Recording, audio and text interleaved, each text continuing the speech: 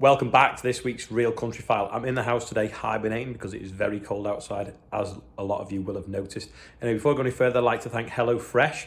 They provide meal boxes for fresh ingredients direct to your door. If you click this link here, you can get 60% off your first order and 25% off your next 8. So remember Liv that was working for us in the summer? Well, one's been delivered to her house, and how you'll see later on how she got on with it actually. Because we're going to go and see how Angela's got on visiting where they make paper crumb for animal bedding and poultry bedding. Same thing, I suppose, aren't they? Animals and poultry.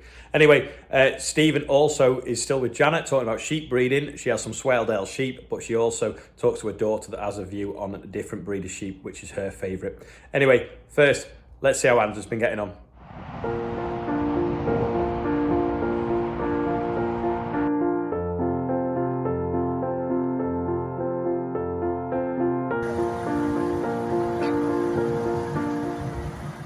So today on the Real Country File, we're having a bit of a factory tour actually, and we're here in deepest, darkest Cheshire, in just outside Knutsford, and I'm here with Joanne Smith from Pickford's. And in this factory, well, actually, Joanne, you tell us what you actually produce here. So what we do is Pickford's actually our drying contractor. They dry for us, and that's their facilities here. Veolia looks after the import coming in and the exports going out. Okay, and we're talking about paper chip, aren't we? Paper, yeah. So the paper crumb, what we do is it comes from the tissue manufacturing background. So when the toilet roll manufacturing the NHS products that you see in the hospitals and the doctors, so if the fibres are too short and they can't bond together, that fibre then comes back as a byproduct. It's then classed as a waste. But then we've taken innovation to another level, where we've taken it back through an intensive drying system, and we take it out for livestock betting and into poultry. Okay, so it's basically waste paper. You bring it in here, dry it, and turn it into a product that farmers can buy for their bedding purposes. And yeah, what a great environmentally friendly way to use up waste, really. Yeah, I mean, some farms, everything systems work differently for all farms. It's not for everyone. So we predominantly go into the dairy sector and the poultry sector. Dairy on cubicles, it's perfect because it's helping with cell counts, because it's got quite a high lime content in there as well. Right, so that helps with things like mastitis. Mastitis, yeah, or leaking teats and things, and it's pick up the absorbance of that. Right, okay, fine. And then presumably quite easy for the farmers to clear out those cubicles with the... Yeah, it goes perfectly. Most of the people, they use an ag dispensing system for dispensing it into the cubicles. Okay, right, yeah, fine. And sort of location-wise, whereabouts do you distribute to? Is it just all around the country? Nationwide. Right, yeah. Okay. So we have a vehicle just left now for Plymouth, and then there's one due in going to Scotland. Okay. It's everywhere from on the doorstep to 300 plus miles. Right, excellent. Well, let's go and have a look around the factory and see how we actually turn this waste paper into a usable product to send out to farms. Yeah. Right. So we just recently had a delivery within the last half an hour. The vehicles have been in now. They obviously have to make sure the paper mills are kept empty at all times. So we tip the raw material here, or we put it in rotation, windrows there, so we're rotating the stock all the time, so it's all fresh. And then it obviously goes into the feedstock area, just at the front, where the load all pushes it in, and it feeds through a walking flow system up into the feeder tunnel. As you will see here, the paper drops down into the bunker in the bottom. It feeds it through a turnstile system and up into the trommel at the top. So we have a variety of colours depending on what colour product the paper mills are producing at the date when we go in the morning. So you see the blues, the greys, the whites. The blue is predominantly your commercial blue roll. Oh, okay. And then your greys is coming from your normal toilet rolls. Yes. And then this is the drying cylinder here. So that's drying facility, so it feeds it up to the feeder table here, drops it into the trommel here, feeds across. It's in there for about 20 minutes, maybe more. It will only release out of that tunnel when it's up to temperature. If it's not up to temperature, it won't be released out.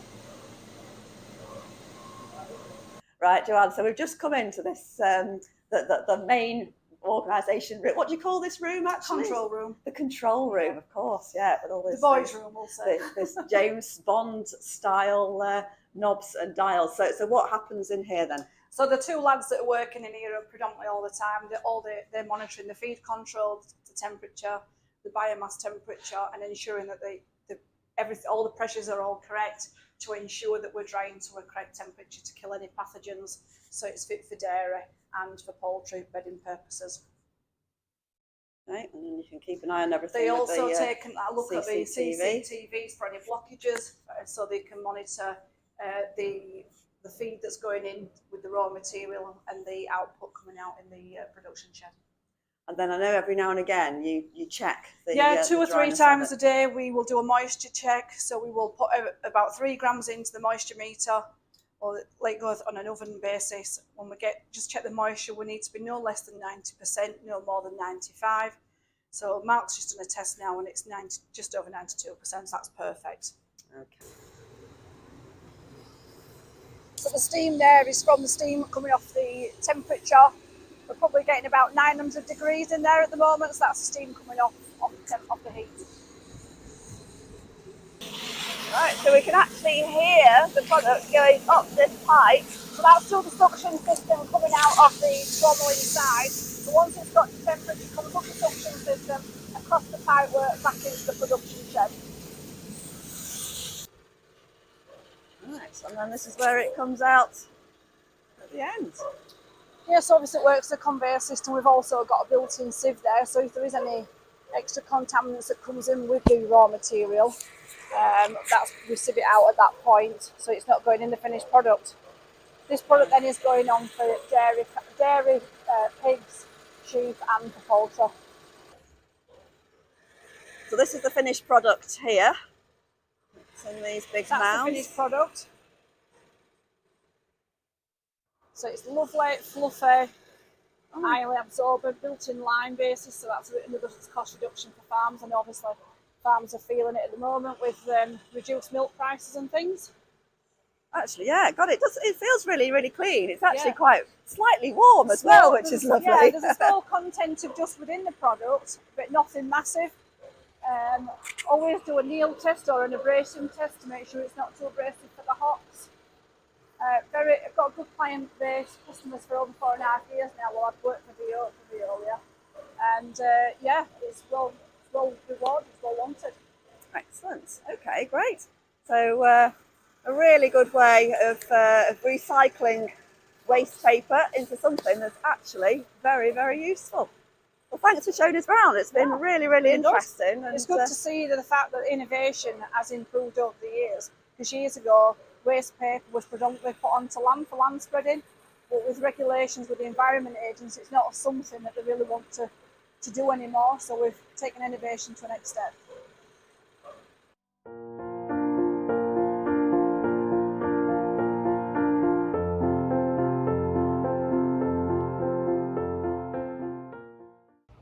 All interesting stuff. Now over to Stephen in Lancashire where he's chatting to Janet. Now, we've caught up with Janet Simpson's Laura. Laura, you have a slightly different take on what the best sheep is than your mum, don't you? Definitely. Definitely. Definitely, as you can tell. Yeah, tell us what we've got here. So these are Zwartbles. Started with these in about 2010. Okay. They originate from Holland, so they're a Dutch breed. And I've got too many. So this is not your full time. No, this is just a hobby that's got out of hand. I'm going to say that's growing though. Yes, definitely, yeah. Yeah. Do you have any, in terms of numbers across the UK, is it a popular breed? Is it? They are definitely growing. Yeah. Yeah. Yeah. There's more and more about. You definitely see them more now. Yeah. Than you used to. Yeah, definitely. What is it about them? Why are these? They are very striking.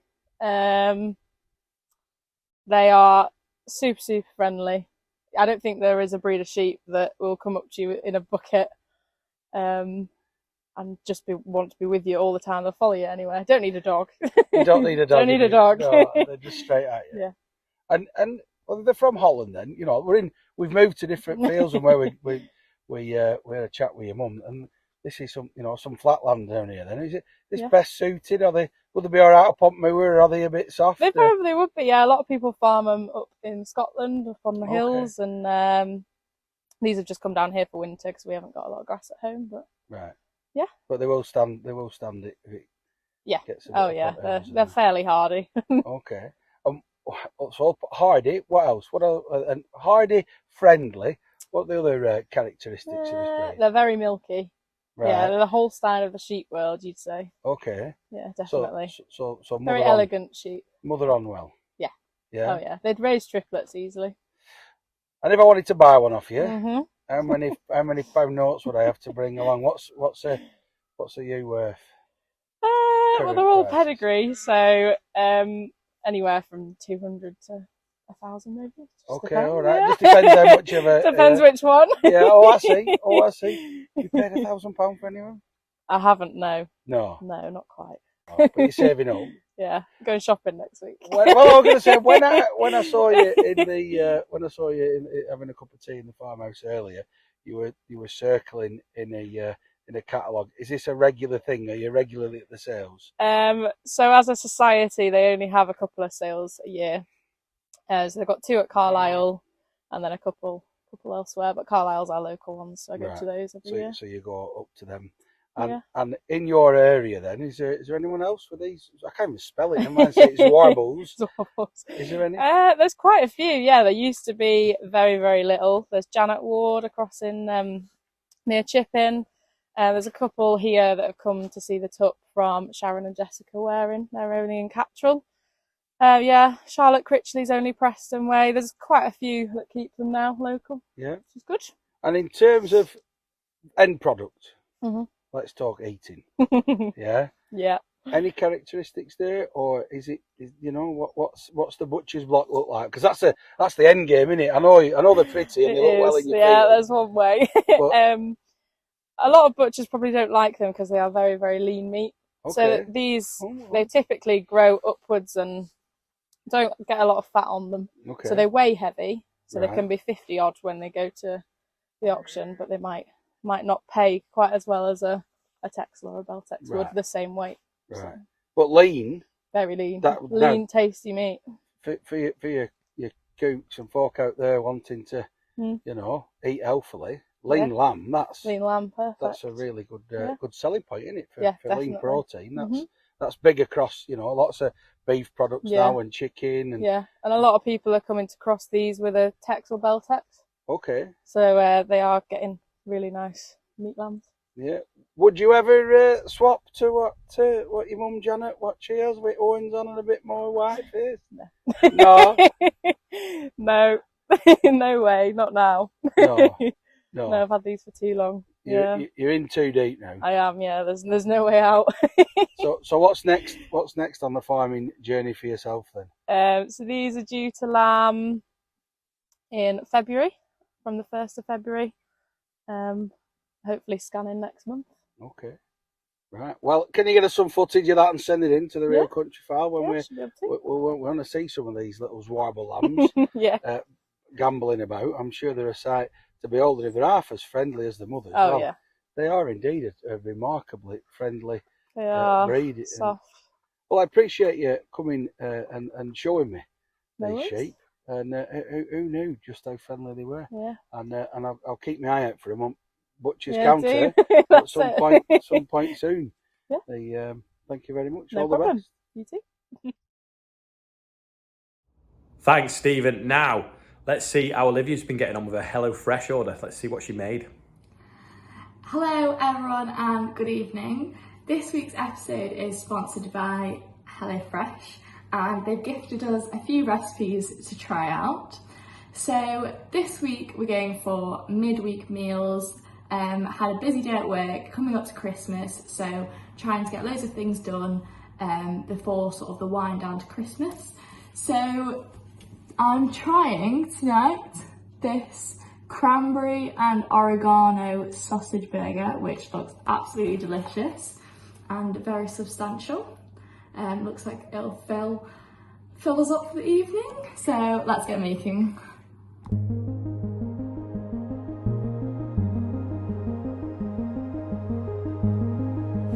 whilst the onions are cooking away, I've chopped and mixed the cranberries in with the sausage meat.